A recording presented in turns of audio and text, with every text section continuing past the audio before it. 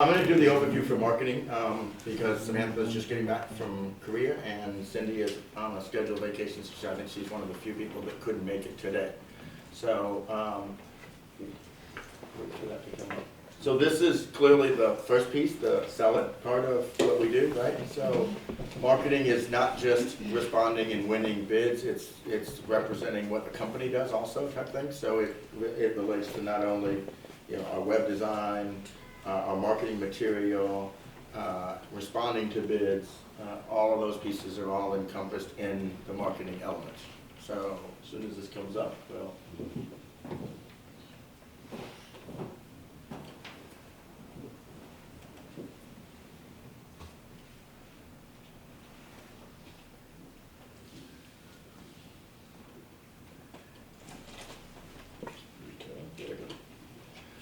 So you're going to see this familiar circle in the middle with all the different departments around it, okay? And so all the department heads have essentially used this format for today's orientation or today's presentation. And so the idea is to understand that marketing is in the middle of this particular one and its impact with payroll, finance, HR, operations, risk management, and legal, okay? And so essentially, marketing as a whole is a group that is responding to potential opportunities in our customers are federal, their universities and schools, and their commercial clients. Okay, so any one of those sectors, they are the lead person for us to basically start that. So marketing may not start with them responding to a bid, it may start with one of the operators being out in the field.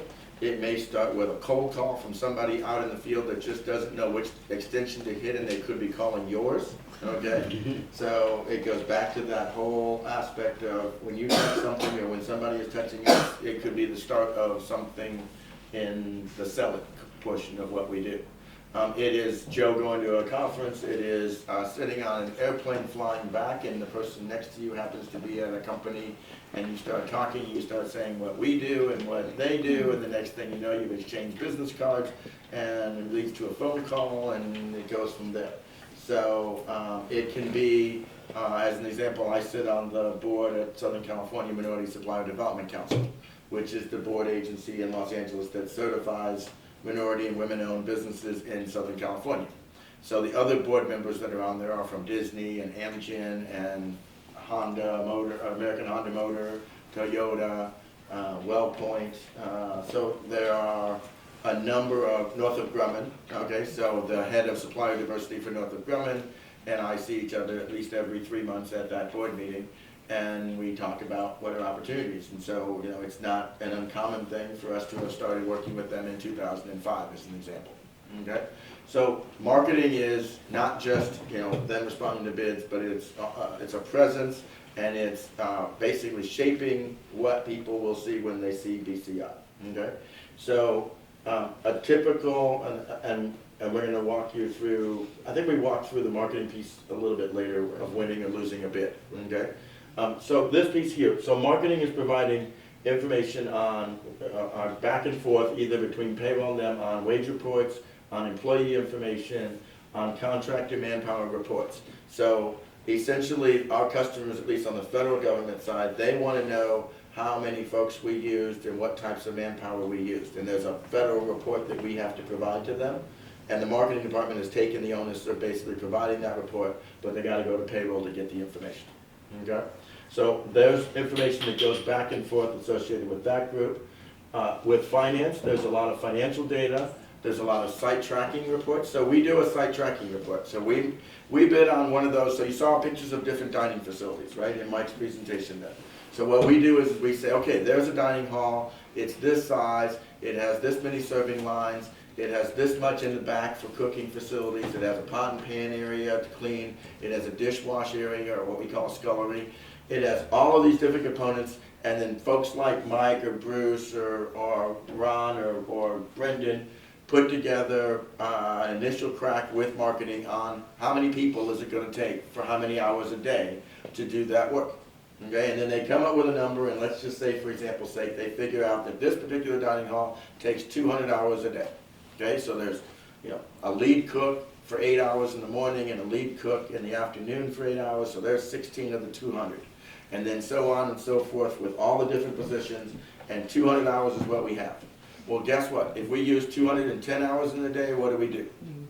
We're not making as much money, okay, or we could be losing money, okay? So the key number for us is that 200 hours a day piece, and we have to basically monitor that portion. So we have what we call a site tracking report that the operators are looking at on a regular basis that says, that site I just gave that had the 200 example, how many hours did we use? And when the payroll comes in, it feeds in, and it feeds into 198 hours. And we know that that day was a good day, okay? I mean, pure and simple, okay? We know that was a good day. And the next day comes in at 202, and that wasn't as good a day, okay? And the goal is we can't necessarily always be at 200 every single day, but over the course of time, we better be at 200 or below. Otherwise, we didn't make as much money as we thought we would make, okay? And what we may do in that situation, and it deviates a little bit from marketing, is we might give the manager a budget of 195, okay? And so we bid 200, and we gave the manager a budget of 195, and we ask him or her to beat that number. And if they come in at 195 every day, guess what? We did okay. And if they come in at 190 without compromising the service quality, then that's even better. Okay?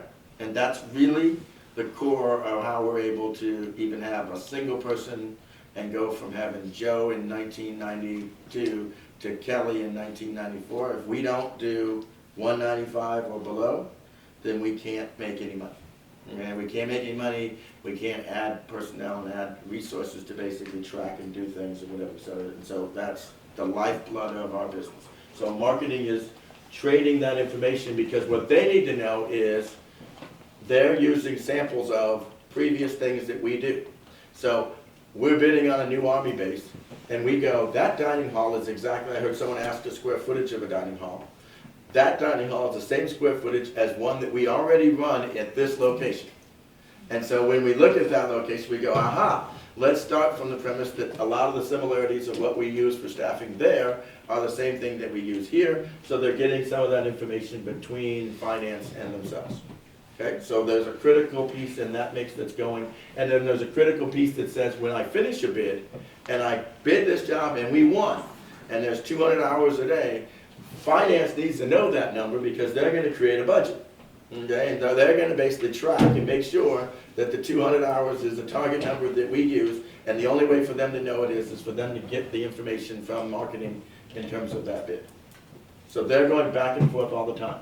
HR is going back and forth with marketing. So they need to know, so when we are going to bid on a job, it might be a union location.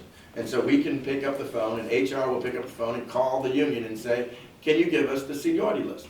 They may not give us the names of the people, which we don't really care about that, but they could give us their position, and they could give us how many years they've been at the location. And based upon how many years they've been at the location, they get more or less vacation. So now all of a sudden we're bidding on a job and we're going, okay, I wanted to take this person 1 year, and he's only been there for a year, so he's entitled to 2 weeks, but the person over here's been there for 5 years and now they're entitled to 3 weeks, and I can add them all up and figure out an exact number that I want to bid, because remember, if you remember back, we hire 90 to 100% of the existing workforce that's already there. So essentially go back again and you say, okay, if we're going to go in, it's a 100-person job, and we're going to hire 90 to 100 of those people, then if I know what their seniority list is and I'm going to hire them on day one, then I know exactly what my number is when I'm bidding without a lot of risk associated there. So HR and marketing are coordinating on that. They may also coordinate because we need to get resumes together. So we may need to do a recruitment piece to say, hey, look, we're going to bid on a job in Topeka, Kansas. We don't have any jobs in Topeka, Kansas, right? We don't have any people in Topeka, Kansas. But we sure would love to basically put out an ad and see if there's any managers that are in that area that we can utilize their resume in our marketing efforts to basically do that. Okay, and so HR and marketing could be coordinating in terms of that, or there could be wage rate information that's going between them associated there, although it also could be coming from payroll too. Okay? Operations is working very closely with marketing. So they're like this. The moment that we get a bid or we see a bid potential that comes in, we see bids from there's a thing called Fed Biz Ops, okay, which is a online piece that the federal government does that gives them all of the potential opportunities for federal contracts in a database. And so you go to that database, and our group in marketing goes to that database at least twice a day. Okay? So twice a day, whether it was Claire before, or Cindy, or Samantha, someone in that group is going to that database and saying, is there any opportunities in the 5 core areas that we work in? Food, janitorial, facilities, maintenance, security, and staffing. Okay? And they look at those pieces and they go, yep, there's some opportunities that are there, it's a new one or whatever, and I'm targeting on that piece. Okay? That moment is the moment when it goes onto their marketing list that they update every week. So once a week on Monday, they write down a list that says, these are the bids that we've already submitted, these are the bids that we're working on, these are the bids that we're waiting to come out. Okay? Because sometimes the government or a commercial client will tell us, this bid is forthcoming and it's supposed to come out in a month. And that doesn't always come out in a month. It comes out in 2 months, or it comes out whatever. But it goes on our tracking list because we want to know that when it comes out, it's going to go into the ones we're working on. And then we're going to do the ones we're working on to the ones that we've actually submitted. So then we submit a bid, and sometimes it takes anywhere from 30 days to, and that's very generous, okay? I don't think that it's happened very often, to, unfortunately, it could be like a year. Okay, we could bid on a job, it could go in, we bid on Bahrain about 3 months ago, and we're waiting. And that could be an October, we could get a letter any day that says you won or you lost. We could get a letter that says we're still evaluating it, or we could just be sitting and waiting for another 1, 2, 3, 6 months. And at some point in time, they'll come back and say, here's the apparent winner, and if it's us, we jump up and down for joy. And most of the time, it isn't us, okay? And I'll talk about that. So that's but the operations team is working hand in hand with them. So the moment that we get a bid in and we know that we have the requirements, and they give us like the square footage of a dining hall, they give us the security needs of a location, we're actually sitting there working with pricing wage rate information, we're working on staffing. They are putting a template together, and what staffing will do is they'll actually lay out like every half hour what staff we would have in a dining hall, or every day what we would have for janitorial service. And they'll give you, here's the 8-hour day porter that is like Maria in our building or whatever, et cetera, type thing, and her wage rate and all the different things associated. And operations and marketing are like wedded together for the next X number of days, 30 days while that process is going on, until we can finally put together a proposal in front of them. That generally most of our proposals have 4 components, okay? There's a standard form, okay, meaning there's some type of a bid sheet that the customer, whether it's commercial or federal, wants us to fill out and sign our names and say, this is what this is who we are, this is our payment terms, this is, where we're located, this is the signature from the authorized person, and this is our bid, okay? That's one piece. The second piece is ultimately pricing. Okay, so somewhere in there they're going to want to know, how much are you going to charge me for this? And they give us the format for how they want the pricing to look. So they tell us, I want it by line items for each of the building. I want it per day. I want it per meal. I want it per square foot for cleaning. I want it per building for cleaning. I want it per guard, loaded up with what the wage rate is for a guard for security. I want to know what the wage rate is, or loaded up for staffing. So if I'm going to pay somebody $45,000 a year to be a production assistant at American Water, and I load that up, there's a bill rate that's associated with what he or she makes. That's that $45,000 plus. Okay, so they give us the format for how that works. We submit it in, so we have our standard form, we have our pricing, we have the technical proposal. Okay, and this could be anything from. Our technical proposals look like sometimes as big as phone books, and sometimes they're really skinny things, and then every once in a while we don't have to provide one at all. Okay? The technical proposal is, how is BCI going to do this work for that ultimate customer? Okay? So in other words, if it's food service, we're telling them, this is what we would do. This is how we've done it before. This, we would do this. These are our systems. This is our quality control. This is how we would monitor things. This is how our corporate team would support this. We tell them exactly so that they can have a vision of what's going to happen if I actually give you a signature at the bottom and award this contract to you. What are you going to do? We give them a phase-in. We tell them, when we get the letter or the note from you that says we win, here's the 15 or 30 days of what we're going to do to get this project ready to go, okay? That's the technical part of it. And then the last part that a lot of people are asking for is what we call the past performance. What have you done before that makes me think that you could do this work again? So this is my example from earlier that says the Fort Polk person, we bid on the job, oh no, excuse me, we worked at Fort Polk. There was a person in Alaska that we bid on a job, and the person at Fort Polk is the person that we put down as our past performance to say we could do this work. And they may contact them directly, or they may ask them to send a note there. But some concept of that is they're gonna wanna know what the past performance and how you could potentially do this based upon what you did before. So those are the 4 things that the marketing group is ultimately doing in a bid, working closely with operations. They start working closely with risk management and Michael Goldberger's group because they need insurance rates. Okay, so they need to know what's our work comp rate gonna be for that state, or for that location, or for that type of work. What's our insurance proof that we're gonna need to show them? So if we win a job, and when we win a job, they then say, okay, show me your certification and your piece that says that you actually have that insurance for general liability or auto if there's a vehicle, or for work comp if there's a vehicle, or employment liability insurance. Those are the things that they're gonna wanna know in that piece. And then the last piece is with Rosalia, we're constantly looking and saying, more so on the commercial side. So on the federal side, what they do is they send you what they call an RFP, a request for proposal. It could be anything from 50 pages to 500 pages, okay? And there are things in there that say what you can do and what you can't do, and basically there's also a statement of work. And on the front page, there's a solicitation number, an RFP number. So it's number 1, 2, 3, 4. And we respond to 1, 2, 3, 4. And then what they do is if we're going to win, they turn that into a contract. And they take off the RFP number 1, 2, 3, 4, and they call it contract number 1, 2, 3, 4, 5. And the 50 to 500 pages is your contract. Okay, so in other words, the standard form on the front that you sign for the bid, you're saying, I'm gonna do all the next 49 to 499 pages worth of stuff, the way you say it. And then when you win it, they take and say, now do it. Okay, and so essentially, this is now your contract. And it is those 500 or 50 pages or something in between, that's what you have to live by. So that review of that piece gets done here. We don't have a lot of flexibility on the federal level, okay? You either take it or leave, okay? This is an Army contract for food service. Here's the requirements. Here's the federal acquisition regulations that you must follow. And if you don't want to do that, then don't bid, okay? On the commercial side, there's a lot more flexibility. There's a lot of things associated with indemnification, and I'll let Rosalia go into those details. But that review is taking place associated with marketing.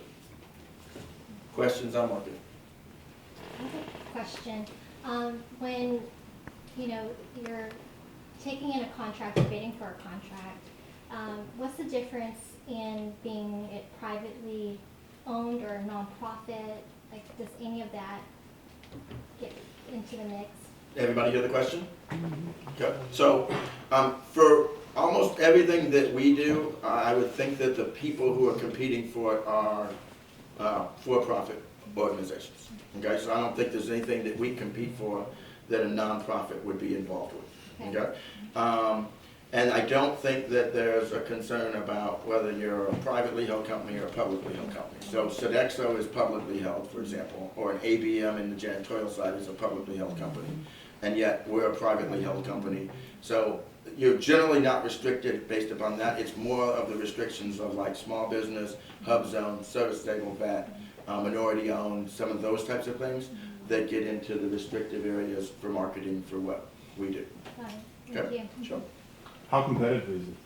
So it's a great question. So, when we're competing and we're doing marketing, so I used to say, when I was on that airplane trying to hand out the business card to somebody or whatever, and the guy says, what do you do, or whatever, and if you got to enough level of discussion with them, I used to say, we try to bid on 50 jobs a year. We're trying to win, believe it or not, just 5.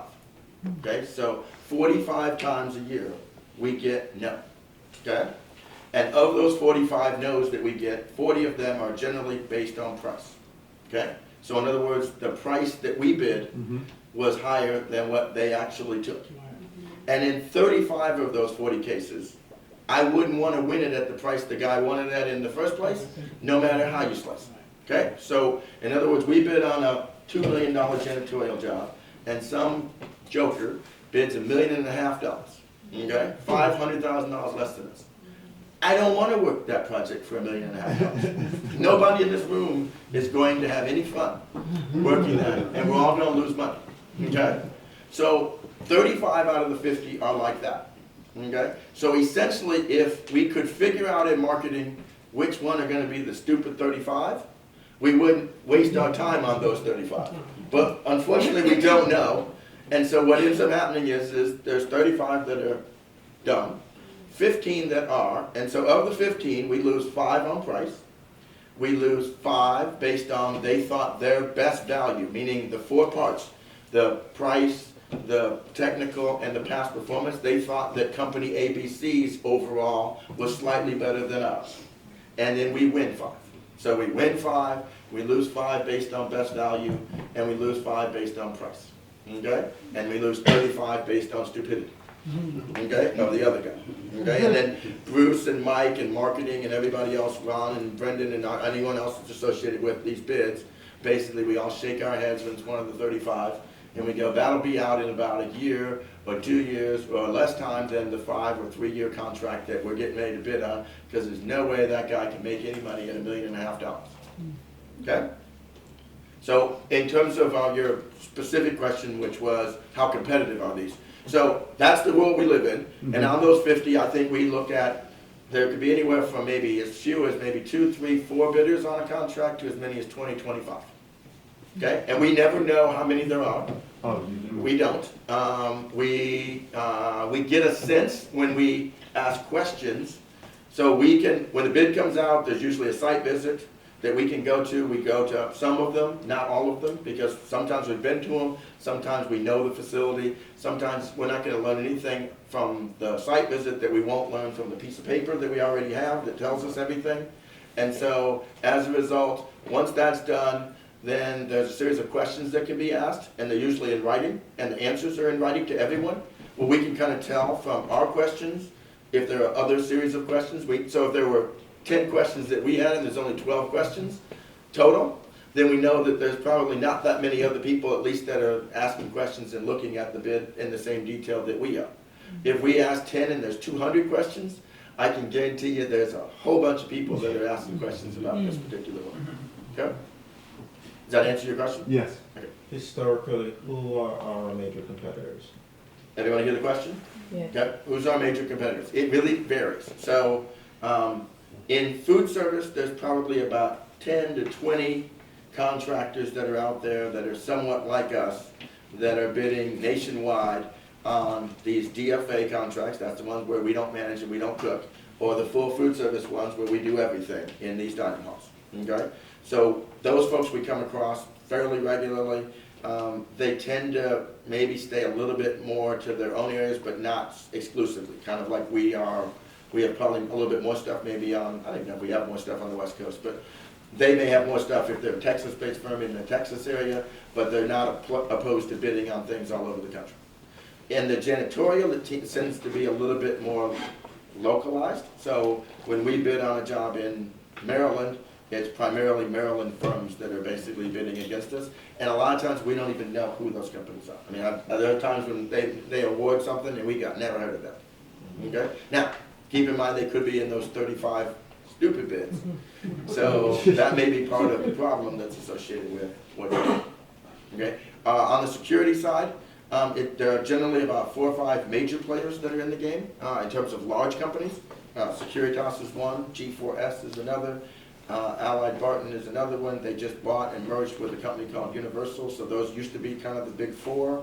And then there's probably another 10 to 20 that I would call are like the next tier down from that level. Okay?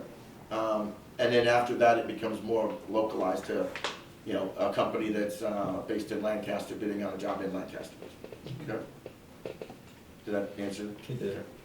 Okay, other questions on marketing? Can we terminate a contract early if the business is not profitable? Generally speaking, is everyone get the question? Can we terminate a contract early if we do that? Generally speaking, these are We are bidding on jobs that have a base year plus 2 to 4 option years. So they're 3 to 5 years in nature, okay? Exceptions to that are our Kaiser contract is a 5-year contract for security plus 3 option years. So we look at that as being like an 8-year contract, okay? In those option years, the option is generally the customers, not us, okay? So, and generally speaking, the only reasons that they would not exercise the option is they run out of money, okay? Your service quality, okay? In other words, you're doing a horrible job. Or a huge scope of change in the work itself. In other words, it was this type of work and now we're changing it completely around and we're gonna put out a new contract because it's completely new work. Okay? If you're doing what you're supposed to be doing and meeting the standards that Mike was describing, you're gonna get a notice about 60 days before the option year that says we intend to exercise your option, and then they do that. Okay? How often do they get canceled for poor service? We've never had one.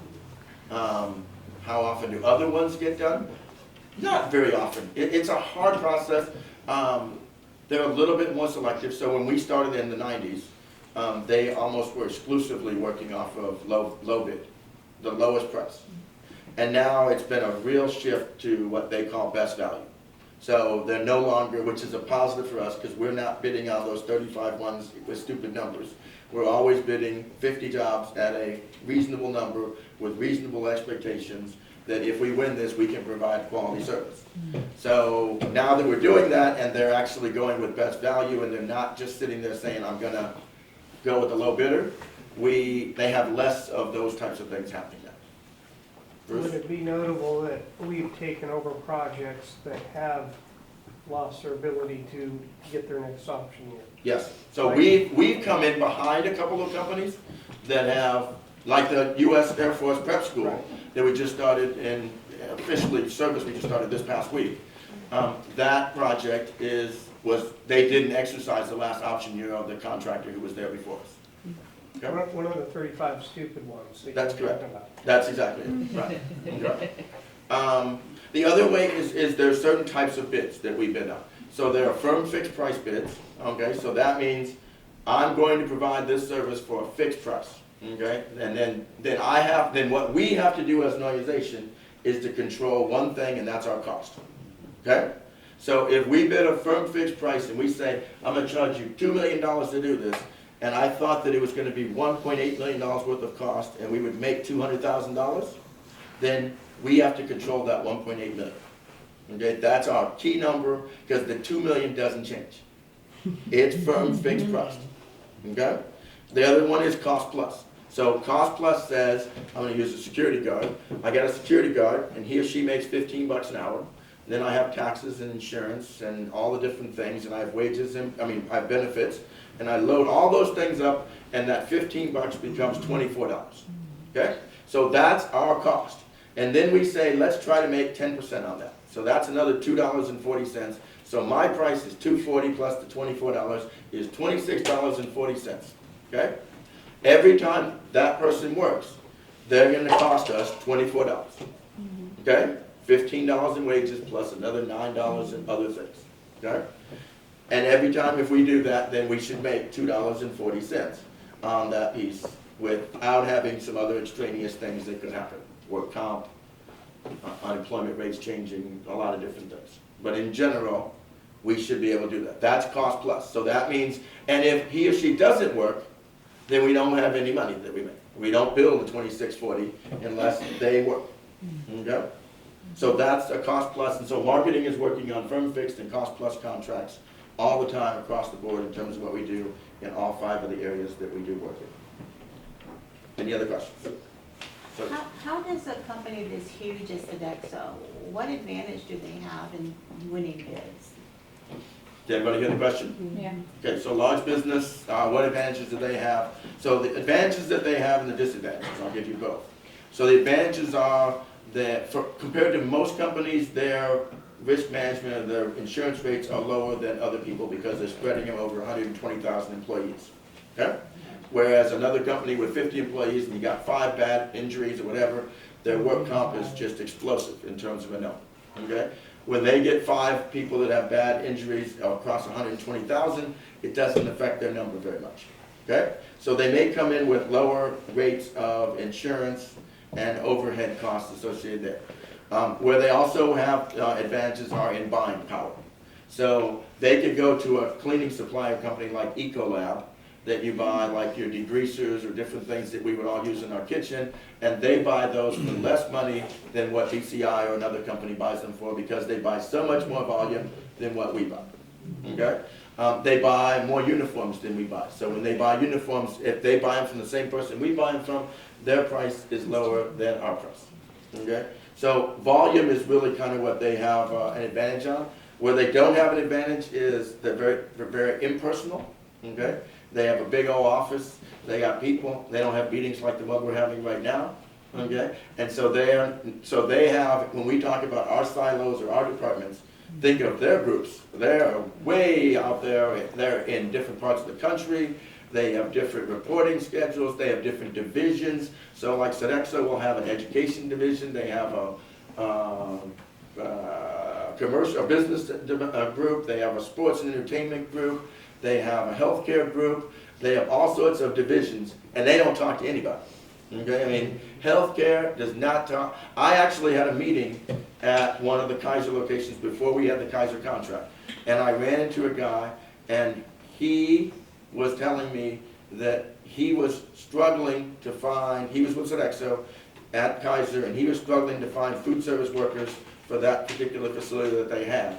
And lo and behold, he found out that someone on the business and business side of the business had a commercial client that was 2 blocks away, and that guy had people, he had more people than he could use. Okay, so, but because one was in healthcare and one was in business and commercial accounts, they never talked, even though their accounts were 2 blocks from each other, and the one guy was short on people and the other guy had plenty of people. Okay, so that doesn't happen in the world that we live in or whatever type of thing. So, so I think, I don't know if that answered your question or not. Yes, thank you. Can you add to that? So isn't where we compete with Sodexo is on the labor side, right? Yes. Can you speak to why we're so successful on the labor side and how that really affects what we do? So first thing, everybody hear the question? Labor side, how do we compete? So most of the time, the labor is told to us what we will bid. So in other words, Rosa calls and finds out that there's a collective bargaining agreement at this site that marketing is working on, and here's what the pay rates are for for the senior cook, the junior cook, the food service worker, the pot and pan person, the cashier, you name it, okay? And everybody in that 50 bids a year that we bid, who's bidding on this job, should be bidding those pay rates. Okay, and then they'll tell you the benefits that they're going to make. Okay, you pay them $4.27 for every hour they work for health insurance, or you pay them $1 an hour for pension. Okay, so now what isn't going to be the same is going to be how many hours of work do we think it's going to take to get this work done. Okay, but if the person makes $12.50 an hour per the collective bargaining agreement, the union agreement, then all of us should be bidding $12.50 plus this health welfare plus this pension. And then it's a matter of how many hours we each think that we're going to do. And where I think Jim's question is going to is, how do we compete with a Sodexo or someone else, anybody else out there effectively, is we think that our marketing team, in coordination with all these other groups, can figure out the best way to run this piece so that we can provide the service, and then we can do the best job. In other words, how many hours is it going to take? And then once we've done that piece, we think that we can manage it better than anybody else can. So in other words, this is going back to my example of 200 hours a day, and we give $195 to the manager, and he goes in or she goes in and bids and works it at $190, and they get accolades that are fabulous from the customer. So then in those cases, we're getting great reviews and we're getting more profit than what we thought we would. And take an example of 5 hours a day, what that would mean for the bottom line for a whole year. So I'll use 1 hour a day, okay? So let's say we have one 12-hour-a-day person, okay? Okay, so this is a person makes $12 in wages. Built up, it might be $20 an hour, okay? Everybody with me? Yeah. Okay, so one person, 1 hour I save in a day, okay? So there's, 50 people, there's hundreds of people at some of these sites. And I'm only asking you to save 1 hour on one person or $20, okay? So if I could do that once during the day, 20 days, $20, 365 days, I'm gonna save over $7,000 a year, okay? For that 1 hour. Now let's take it to, I have 4 dining halls on a base, okay? And I have 2 shifts, morning and afternoon. And let's say I could save just, again, 1 measly hour on each shift in each dining hall, okay? So that's 1 hour in each of the days, or 2 hours in each building, times 4 buildings, or 8 hours, and then multiply that times my 7,000 that I had before, and I'm now at $56,000 worth of profit that we just made for 1 hour, okay? So, I mean, I could have a person who, Bruce is smart enough to be able to say, that person used to be scheduled for 8, and I'm gonna use them for 7 hours a day. So every day, that person gives me my 1 hour, and my 1 hour or whatever, let's say it's 1 in the morning, 1 in the afternoon, I get 56,000, and that's only at one location, okay? So I think what Jim's trying to point, and I'm sure Gary's smiling and grinning over here, is if we can be effective enough to market and put together the right type of bid, and then go out there and be committed as a team, whether it's at the site or here in the corporate office, to trying to save like an hour here or an hour there. These numbers add up so fast and make such big differences in what we do. And then when this group comes to me and says, you know, we need another HR specialist, we need another financial analyst, we need another whatever, I go, well, if we could save that 1 hour in each of the buildings, at 4 buildings or whatever, at 2 shifts, and save 56 grand, all of a sudden I go, hey, guess what? We got that money. Done? That's our question there. And then I'm gonna end marketing, because I'm not the marketing guy. What happens when we are already established within a particular location, let's say for example, Schofield, Yes. and we've been there for years, and then the next thing, we may not be there.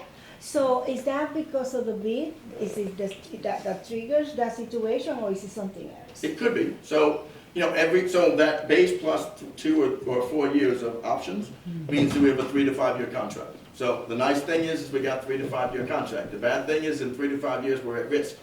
Okay? So we could lose that contract at that point. So here it goes, and it's a rebid, and it's time for that to go out. We have to go through this whole same process of trying to rebid what we had won 5 years earlier. And so we have that risk associated, and now we're back into the same, there's 35 out of 50 companies that bid stupid on jobs, and this could be one of those, right? And hopefully what we've done is to convince the customer that what you get as an overall package is great, which goes back to what I ended the last session with, which is every time you guys touch something, or we touch something, whatever, that's adding to or taking away from that relationship and that experience that that person had in that concept. Okay? Bruce? Yes, and I think this goes back into the vein of what Sochi was talking about. Can you explain why it's important for Sodexo to sub to our partners and what advantage they get from doing that? Everybody hear the question? Okay, so a Sodexo at a Marine Corps location will subcontract out to small business partners because they have to. That's the reason, the actual reason they got it. If you are a large business bidding on a job like the Marine Corps, then they're going to say to you, what I want is I want to know that you're going to offer opportunities to women-owned, minority-owned, service-disabled vet, and companies of that nature as a part of underneath your contract. So they are mandated to have to subcontract out portions of these bids to companies like Avery Group or C2 or JWM and things of that nature.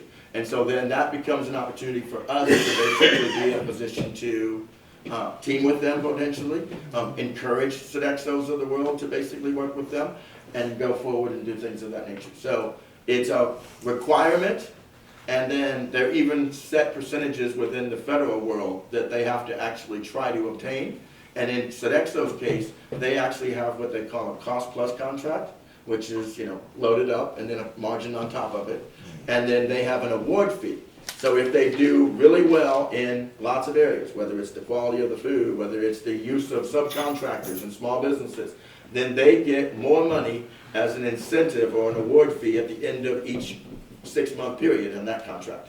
And so they could be in a situation where they go, I'm really short on HubZone spend for this piece. I need to get a HubZone company to basically do some more of this work or whatever, et cetera, et cetera. So that's what pushes them into that piece.